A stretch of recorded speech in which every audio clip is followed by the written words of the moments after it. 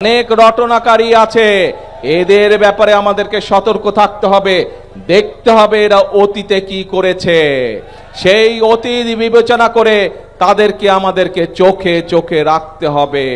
সেই অতীত বিবেচনা করেই আমরা ভবিষ্যতে তারা কি করছে সেদিকে আমাদেরকে নজর রাখতে হবে।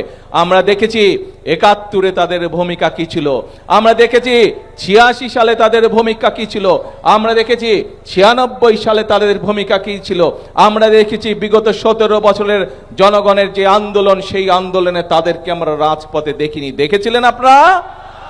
নিশ্চয়ই আপনাদের সকলের মনে আছে, এই যে ২ মাস আগে আমরা বাজেট উপস্থাপন করেছি, দেখেছেন না? বাজেট উপস্থাপন করেছি, বাজেটের মধ্যে নিশ্চয়ই আপনারা খেয়াল করেছেন ৬০টি পণ্য, নিত্য প্রয়োজনীয় ৬০টি পণ্য, যেগুলো সাধারণ মানুষের সকলের প্রয়োজন, এরকম ৬০টি পণ্যের উপরে সরকার এই বাজেটে, বর্তমান সরকার এই বাজেটে ট্যাক্স কমিয়ে দিয়েছে। কারণ যাতে করে কেউ সুযোগ নিয়ে জিনিসপত্রের দাম বাড়াতে না পারে। এবং আলহামদুলিল্লাহ, আল্লাহর রহমতে এর আগে অতীতে আমরা দেখেছি সব সময় বাজেট দেওয়ার পরের দিনই সাথে সাথে দেখা যেত জিনিসপত্রের দাম বেড়ে গিয়েছে।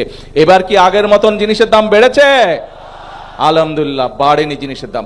অর্থাৎ এই কাজটি কেন করা হয়েছে? জনগণের স্বস্তির কথা মাথায় রেখেই আজকের বর্তমান সরকার এই সিদ্ধান্ত গ্রহণ করেছে।